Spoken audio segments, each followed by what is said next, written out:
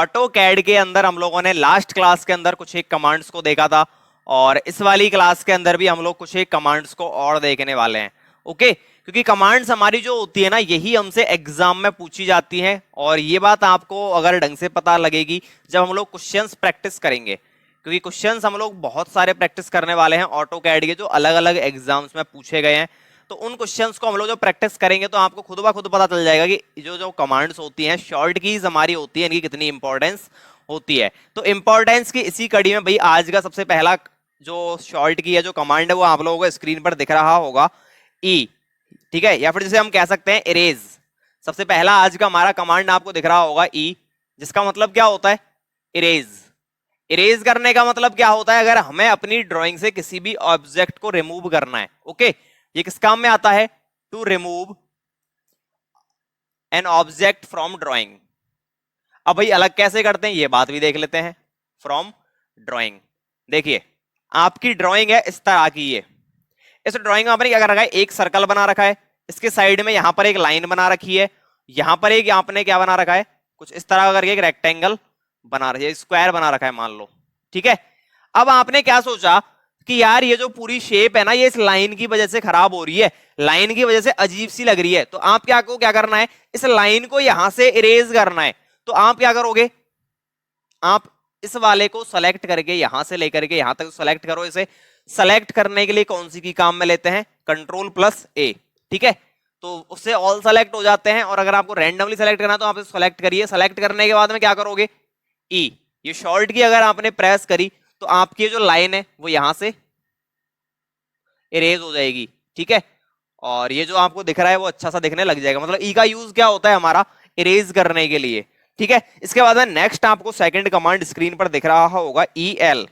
ठीक है, E L जो किस काम में आता है, एक एलिप्स बनाने के लिए। ओके, ई एल जिसका मतलब क्या होता है, एलिप्स। तो ये किस काम में आता है, to create a ellipse. Okay, to create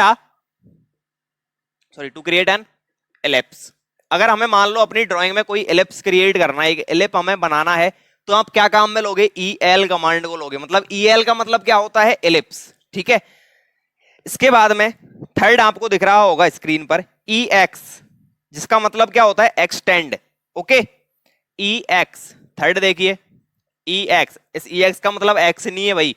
ठीक है, ये आपकी एक्स नहीं होती, ये क्या होता है, एक्सटेंड करना होता है, इसका मतलब एक्सटेंड।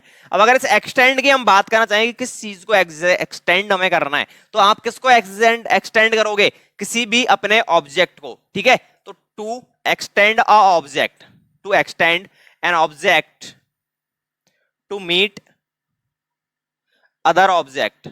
ठीक है, अगर मान लो आपकी एक लाइन ड्राइंग में यहां पर है, ठीक है, और यहां पर क्या है, एक सर्कल है। अब आपने क्या सोचा कि काश ये जो मेरी लाइन है ये इस सर्कल के सेंटर तक पहुंच जाए, तो आप क्या करोगे, ई एक्स कमांड दीजिए, अपनी एक्स को बुलाइए, और ये जो एक्स कमांड है आपकी ये क्या करेगी, इस लाइन को यहां तक पहुंचा देगी, और आपकी जो लाइन है वो यहां तक पहुंच जाएगी।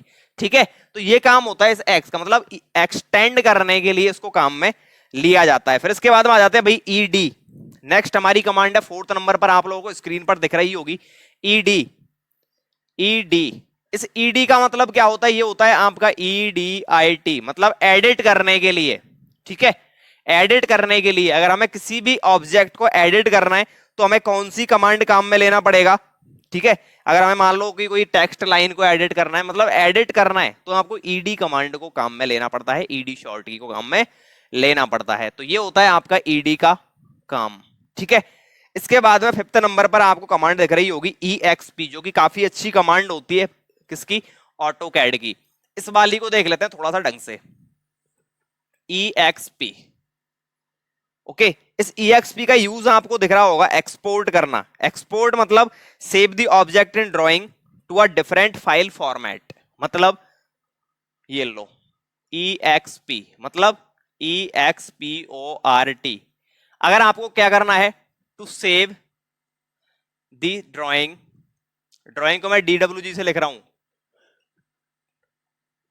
To an another format, another format. जैसे मान लो आपका यहां पर जो ड्राइंग बनता है, ऑटो कैड के अंदर जो आपका ड्राइंग बनेगा वो कौन से वाले फॉर्मेट में बनता है, वो ड्राइंग की फॉर्मेट में बनता है। मतलब किस तरह से कि ड्राइंग अगर आप सेव करोगे तो लास्ट में आपके आता है लिखा हुआ DWG, जैसे पीडीएफ में क्या आता है .pdf, इसी तरह से यहाँ पे क्या आता है DWG। अब अगर आपको इस ड्राइंग फाइल को पीडीएफ फाइल में कन्वर्ट करना है, इस ड्राइंग वाली फाइल को आपको लगा कि यार मैं क्यों ना इसको पीडीएफ फॉर्मेट में कन्वर्ट कर दूं, क्योंकि पीडीएफ फॉर्मेट में ना रीड करना आसान होता है एज कंपेयर टू ड्राइंग।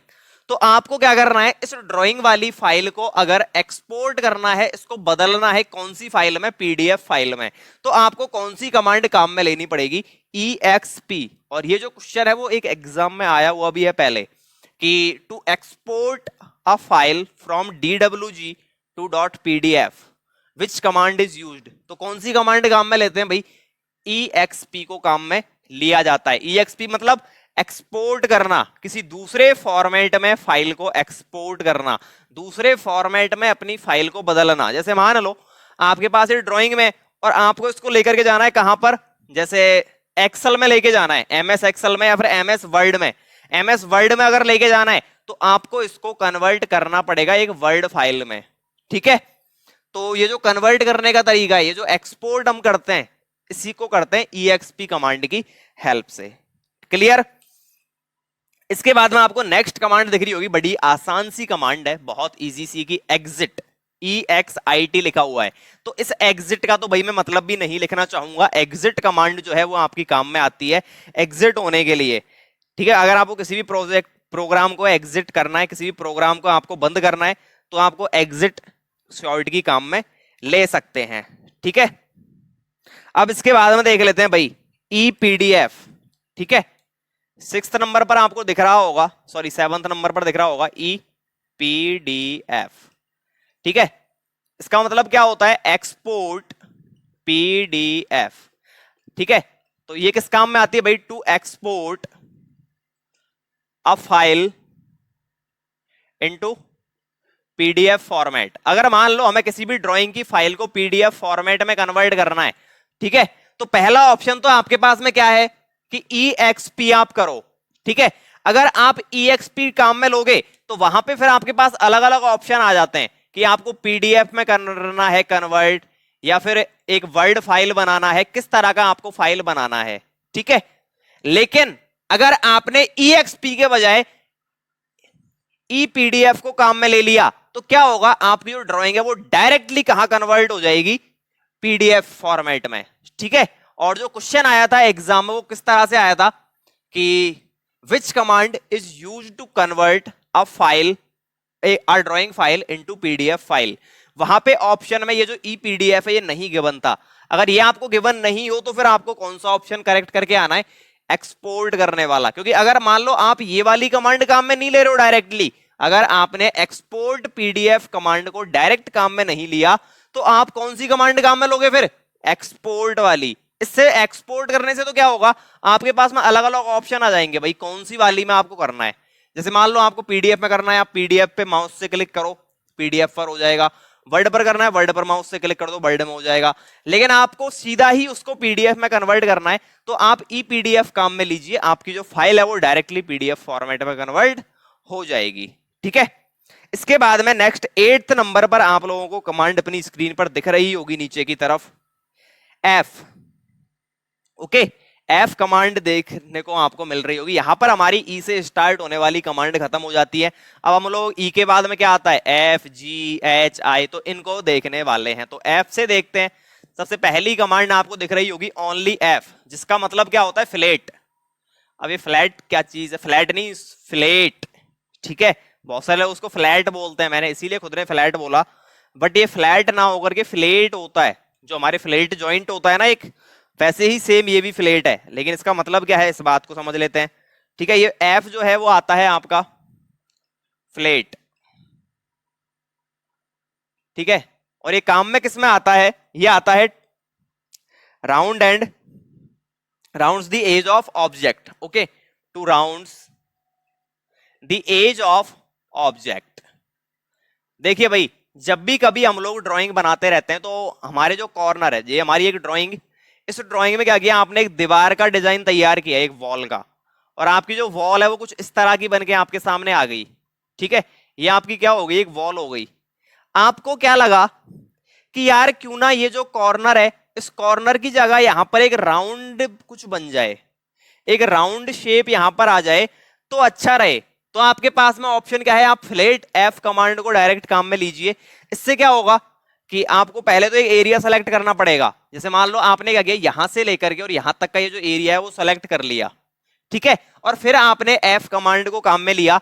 तो एफ को यूज में लेने से क्या होगा, फ्लैट मतलब round the edge of object. किसी भी ऑब्जेक्ट के जो एज होते हैं, मतलब जो किनारे हैं ना, जो कॉर्नर होते हैं, अगर इनको आपको राउंड शेप में कन्वर्ट करना है तो आपको फिर ये कमांड काम में लेनी पड़ेगी। अगर यहां पर आप किस में कर रहे हो, राउंड शेप में, तो किस तरह से हो जाएगा अब की बार, ये कुछ ऐसे करके ये कन्वर्ट हो जाता है, ठीक है, कुछ इस तरह का।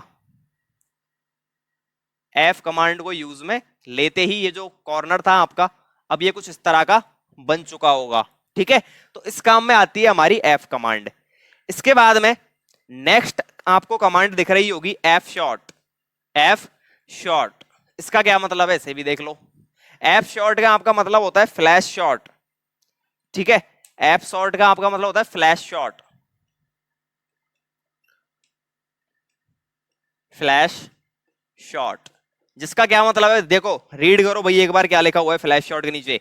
Creates a 2D representation of all 3D object based on the current view. मतलब समझिए भाई इस फ्लैश शॉट का, इसका क्या मतलब है, नीचे पढ़ लो एक बार ढंग से, फिर से पढ़ लो एक बार, वापस रीड करो। Create a 2D representation of all 3D object based on the current view. मतलब अगर आपको किसी भी 3D ऑब्जेक्ट को कन्वर्ट करना है किसमें, 2D की ड्राइंग में, तो आप क्या कौन सी कमांड को काम में लोगे, एफ शॉर्ट को। ओके, अगर आपको 3D से 2D में बनाना है अपनी ड्राइंग को तो आपको भाई एफ शॉर्ट काम में लेना पड़ेगा, ठीक है। 3D के अंदर के व्यू को अगर आपको 2D में कन्वर्ट करना है, आपको फ्लैश शॉर्ट कमांड काम में लेनी पड़ेगी। तो इसका काम होता है ये वाला। नेक्स्ट आपका क्या आ रहा है, जी। जी किस काम में आता है, आपका ग्रुप। ओके, और इसके नीचे आप रीड करिए क्या लिखा हुआ है भाई, रीड करो इसके नीचे क्या लिखा हुआ है। इसके नीचे आपको लिखा हुआ दिख रहा होगा, creates and manage and save sets of object called group. मतलब कि बहुत सारे ऑब्जेक्ट का एक जो ग्रुप बना हुआ रहता है। जैसे क्या किया, ड्राइंग के अंदर भी ये गुटबाजी कर लेते हैं, जो आपके ये जो अलग अलग ऑब्जेक्ट होते हैं ना, वो ड्राइंग के अंदर भी गुटबाजी कर लेते हैं। जैसे मान लो आपकी ड्राइंग है इस तरह की, ठीक है, इसमें आपकी ये तो बन रही है लाइन, ये हो गए आपके सर्कल, ठीक है, ये हो गए आपके स्क्वायर, और ये हो गई कुछ अलग शेप आपकी इस तरह से करके। तो ये क्या करते हैं ना, यहां पर अपने अलग अलग ग्रुप्स बना लेते हैं, इनके अलग अलग ग्रुप्स बन जाते हैं, ठीक है।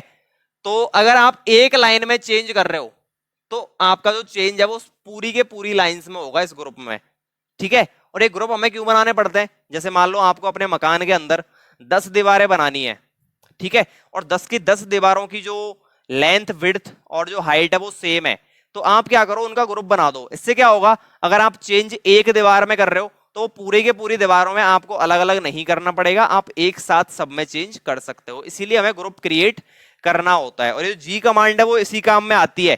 जी कमांड जो है वो इसी काम में आती है। किस काम में, पहली बात तो सेव करने के लिए, create a group, to create manage and save a group, कि किसी भी ग्रुप को अगर हमें मान लो बनाना है, उसे मैनेज करना है और सेव करके रखना है, तो हमको जी कमांड को काम में लेना पड़ेगा। जी का मतलब होता है ग्रुप।